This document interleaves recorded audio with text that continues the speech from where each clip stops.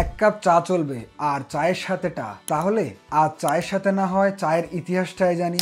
Life is like reading a bicycle, to keep your balance you must keep moving. Albert Einstein চায়ের cup হাতে নিয়েই এই উক্তিটি করেছিলেন বলে জানা যায়। চা নিয়ে কবি জীবনানন্দ দাশ বলেছিলেন, চায়ের সঙ্গে আমার দিনের শুরু, যা আমাকে আমার কবিতা লেখার অনুপ্রেরণা যোগায়। বিবেকানন্দ বলেছিলেন, চা শরীর ও মন দুটোই সজাগ করে তোলে। আমরা আজকের ভিডিওতে জানবো চায়ের ইতিহাস, বিশ্বজুড়ে চা সংস্কৃতি, বাঙালি ও চায়ের সম্পর্ক, বাংলাদেশের অর্থনীতিতে চায়ের অবদান। চা প্রথম আবিষ্কার হয় চীনে। চীনা ইতিহাসবিদ চেন শো 233 থেকে 237 তার শ্যান কুহ চিহ্ন নামের ইতিহাস গ্রন্থে চায়ের প্রথম উল্লেখ করেছিলেন। লোককাহিনী অনুসারে খ্রিস্টপূর্ব 2737 সালে অনেকটা আকস্মিকভাবেই এই পানিটি আবিষ্কার করেছিলেন চীনের সম্রাট শেন নাং। এই সম্রাট প্রায় 5000 বছর আগেও ছিলেন বেশ স্বাস্থ্য সচেতন। এই জন্য তিনি আইন করেছিলেন প্রজাদের পানি ফুটিয়ে পান করতে হবে। এক বিকেলে চীনের সম্রাট শেন নাং রাজকাজ শেষে একটি গাছের নিচে বিশ্রাম নিচ্ছিলেন। পাশেই তার জন্য পানি গরম হচ্ছিল। হঠাৎ বাতাসে উড়ে আসা কিছু পাতা গরম পানিতে পড়ল এবং পানি বাদামি হয়ে গেল। সম্রাট আগ্রহ হয়ে ওই পানি ছেঁকে দেখলেন এবং তাতে তিনি চনমনে অনুভব করলেন। এই ঘটনা থেকে চা পানের প্রচলন সারা চীনে এবং পরে সারা বিশ্বে ছড়িয়ে পড়ে। ক্যামেলিয়া সিনেনসিস হলো চায়ের বৈজ্ঞানিক নাম। ইংরেজিতে চায়ের প্রতিশব্দ হলো টি। গ্রিকবিদ থিয়ার নাম অনুসারে এরূপ নামকরণ করা হয়েছিল। চীনে টি এর উচ্চারণ ছিল চি, পরবর্তীতে সেটি হয়ে যায় চা। চীনের সিচুয়ান প্রদেশের লোকেরা প্রথম চা সিদ্ধ করে ঘন ঘন লিকার তৈরি করতে শেখে। 1610 সালে পর্তুগিজরা ইউরোপে চা নিয়ে আসে। 1650 সালে চীন বাণিজ্যিকভাবে চা উৎপাদন শুরু করে এবং ব্রিটিশরা এই পণ্যের প্রধান ক্রেতা হয়ে ওঠে। প্রথমে ইংরেজরা সোনার বিনিময়ে চা কিনেছিল, যা ইংল্যান্ডে ব্যাপক আর্থিক ঘাটতি সৃষ্টি করে। ব্রিটিশ সরকার ঘাটতি ঠেকাতে ভারতে আফিম চাষ শুরু করে এবং চীনে রপ্তানি করে, যা 1839 সালে নিষিদ্ধ হয়। ইস্ট ইন্ডিয়া কোম্পানি অবৈধ উপায়ে এই ব্যবসা অব্যাহত রাখে। অবৈধ আফিম ব্যবসার কারণে চীন ও ব্রিটেনের মধ্যে 2 দফা যুদ্ধ হয়, যা ইতিহাসে আফিয়াম ওয়ার নামে পরিচিত। তখন ব্রিটিশরা রবার্ট পরচুন, একজন স্কটিশ উদ্ভিদ বিজ্ঞানীকে চীনা পোশাক পরিয়ে চীনের চা অঞ্চলে পাঠানো হয় এবং সেখান থেকে চা গাছের বীজ ও চারা চুরি করে আনে। তিনি 20,000 চা গাছ ও চারা নিয়ে আসেন এবং কিছু চা শ্রমিকও নিয়ে আসেন চীন থেকে। চীন থেকে চুরি করা প্রযুক্তি ও জ্ঞান ভারতে চা শিল্পের বিকাশ ঘটায়। ইতিহাসে এটি ব্রিটিশ টি রবারি নামে খ্যাত। ব্রিটেনে একজন মানুষ আনুমানিক 1000 কাপ বছরে চা পান করে। বিশ্বজুড়ে সারা বছর চা পান হয় প্রায় 3.6 বিলিয়ন কাপ। বর্তমানে বিশ্বের মোট 52টি দেশে চা উৎপন্ন হয়।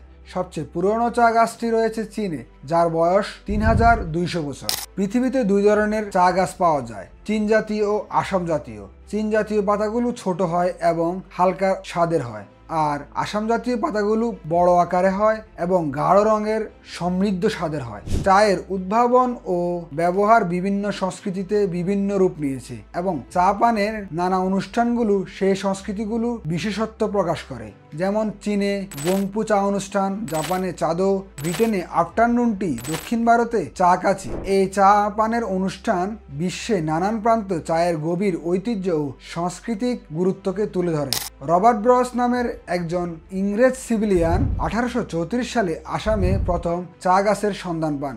আসাম চা কোম্পানির মাধ্যমে ভারতে 1939 সালে আসামেই বাণিজ্যিকভাবে চায়ের চাষ শুরু হয়। ভারতীয় উপমহাদেশে চায়ের গল্প মূলত 3টি বড় অঞ্চল দিয়ে গঠিত: আসাম, দার্জিলিং এবং নীলগিরি। দার্জিলিং চা, যা চায়ের শ্যাম্পেন হিসাবে পরিচিত, হালকা রং এবং পুষ্টিমূলক স্বাদের জন্য বিশ্বব্যাপী প্রশংসিত। বিশ্বের সর্বোচ্চ চা রপ্তানিকারক দেশ হলো চীন, কিন্তু ভারতও অন্যতম উৎপাদক, তবে এর 70% ভারতেই পান করা হয়। বাংলায় চা শিল্পের প্রথম প্রচলন করেন রবার্ট ব্রস নামের একজন ইংরেজ সিভিলিয়ান। বাংলাদেশে চা চাষ প্রথম শুরু হয় 1840 সালে চট্টগ্রামের কর্ণফুলী নদীর তীরে। প্রথম বাণিজ্যিকভাবে চা বাগান ছিল সিলেটের মালনীছড়া চা বাগান, যা 1854 সালে প্রতিষ্ঠিত হয়। বাংলাদেশে চা উৎপাদন প্রধানত দুটি ভ্যালিতে অন্তর্ভুক্ত, সিলেটের সুরমা ভ্যালি এবং চট্টগ্রামের হালদা ভ্যালি। 4 জুন জাতীয় চা দিবস হিসাবে উদযাপিত হয় বাংলাদেশে। বাংলাদেশের মোট 168টি চা বাগান রয়েছে। জাতীয় জিডিপিতে 1% আসে চা শিল্প থেকে। দেশের বিভিন্ন অঞ্চলে চা উৎপাদিত হয়, যার মধ্যে মৌলভীবাজার, হবিগঞ্জ, সিলেট, চট্টগ্রাম, পঞ্চগড়, ব্রাহ্মণবাড়িয়া এবং রাঙ্গামাটি। শ্রীমঙ্গলকে বাংলাদেশের চায়ের রাজধানী বলে। আপনি যদি কখনো শ্রীমঙ্গলে ভ্রমণ করতে যান, অবশ্যই সাতরঙ্গা চা খেয়ে দেখবেন। যদি খেয়ে থাকেন অবশ্যই কমেন্ট করবেন। বাংলাদেশে চা বাগানে 3 লাখেরও অধিক শ্রমিক কর্মরত আছে, যার 75%ই নারী। অনেক শ্রমিকই উপজাতি বাসিন্দা, যাদের ব্রিটিশ শাসনামলে মধ্য ভারত থেকে নিয়ে আসা হয়েছিল। বিশ্বে চা উৎপাদনকারী দেশগুলোর মধ্যে বাংলাদেশের অবস্থান ভালোতম।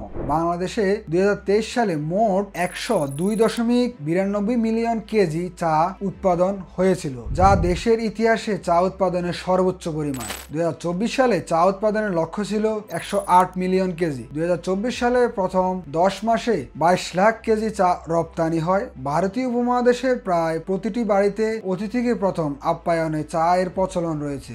চা প্রতিষ্ঠার ইতিহাস পর্যালোচনা সবার আগে আলোচিত হয় বাংলাদেশের বিক্রমপুরের কৃতি সন্তান অতীশ দীপঙ্কর শ্রীজ্ঞানের কথা। 1042 খ্রিস্টাব্দে তিব্বত ভ্রমণে গিয়ে তিনি চা পান করেছিলেন। কালের পরিক্রমে শৌখিন চা পাই থেকে এদেশের মানুষ এখন চায়ের নেশায় বুঁদ হয়েছে।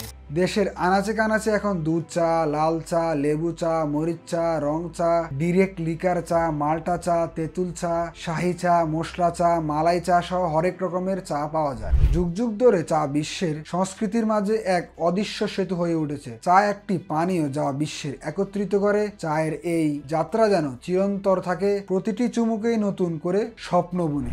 আজ এই পর্যন্তই, দেখা হচ্ছে পরবর্তী কোনো ভিডিওতে। সেই পর্যন্ত সুস্থ থাকুন, ভালো থাকুন, আল্লাহ হাফেজ।